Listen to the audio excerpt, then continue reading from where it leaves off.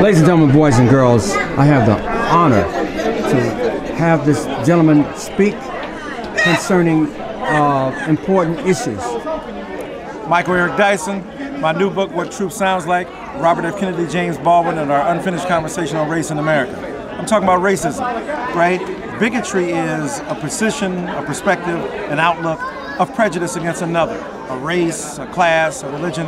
Racism is the systematic power to enforce opinion, arbitrary power, and your own preference on another group, to compel them into enslavement, to impose law upon them through Jim Crow, to be able to say that they go to white schools versus black schools. Racism is an effective power to be able to deploy that power in defense of one's own race, ethnicity, and so on.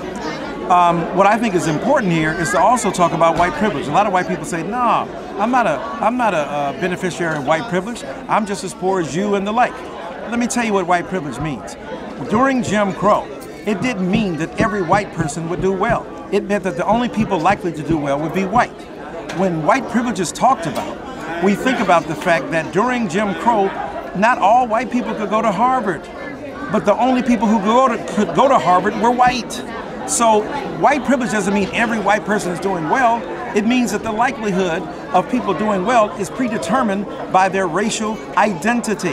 That's the privilege we're speaking about, that you have the potential as a white person to compete for the highest rungs on the ladder of success without impediment, obstacle, or otherwise being discouraged.